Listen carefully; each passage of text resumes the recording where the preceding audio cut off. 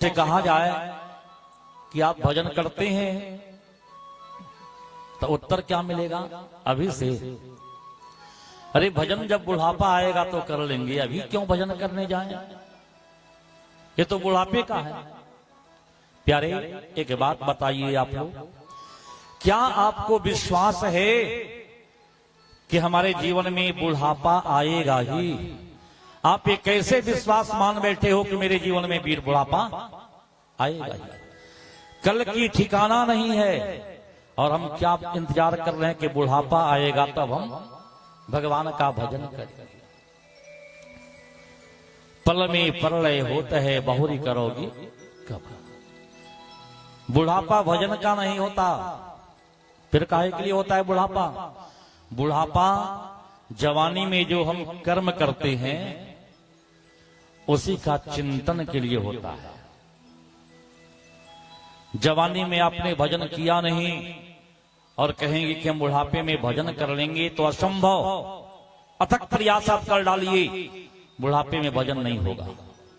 जब बुढ़ापे में आप अपने देह की सेवा, देह की व्यवस्था नहीं संभाल पाएंगे तो देव की सेवा और देव की व्यवस्था क्या संभालेंगे प्यारे? बुढ़ापे में सिर्फ चिंतन होता है उसका जो हम जवानी में किए रहते हैं कि हम जब जवान थे तो ऐसा करते थे, बस यही चिंतन होता है। तो मेरे प्यारे, यदि बुढ़ापा में भजन करना है तो अभ्यास हम आज से डालें, अभी से शुरू हो जाएं हम भजन के अभ्यास में, तब मेरा बुढ़ापा सही होगा। अन्यथा फिर बुढ़ापे में पश्चाताप के सिवा कुछ हाथ नहीं आएगा। एक बात बताइए, आप लोग सब भगवान के भक्त हैं, भगवान की पूजा, भगवान की आराधना, स्तवन इत्यादि करते हैं। नित्य प्रति हम मंदिर जाते हैं, देवी मैया की पूजा करते हैं, ठाकुर जी की पूजा करते हैं, भोले बाबा की पूजा करते हैं। यदि आपका पड़ोसी 2 दिन का बासी फूल ले आवे और आपको लाके दे दे कि आप मंदिर जा रहे हो, ये फूल भगवान को चढ़ा देना, आप क्या उत्तर देंगे उसे?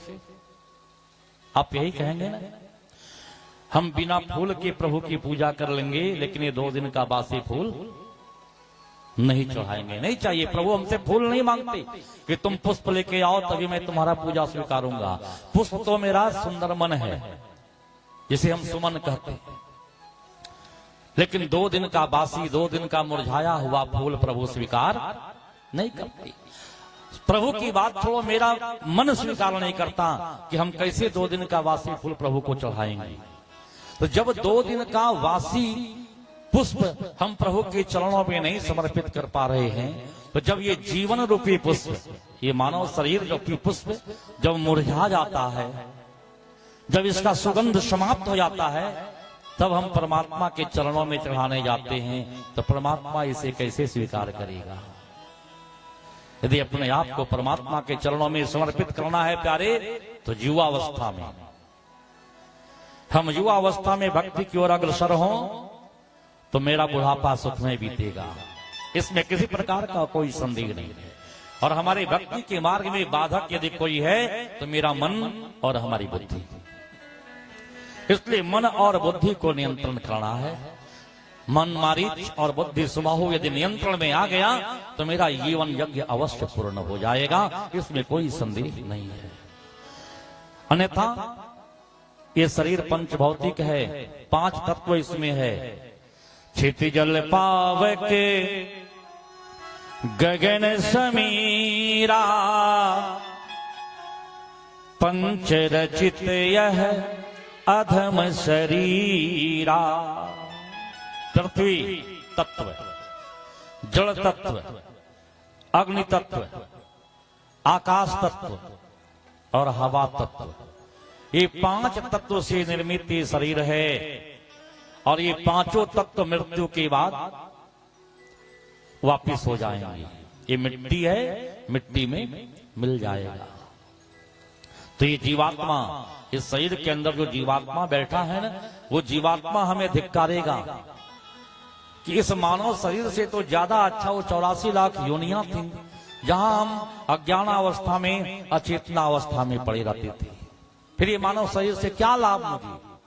तो आत्मा को धिक्कारना न पड़े प्यारे, इसलिए उत्तिष्ठ जागृत वारान निबोधयत् उठो, जागो और महापुरुष जिस रास्ते पे गए हैं उस रास्ते पे हम चलने के लिए तैयारी करें।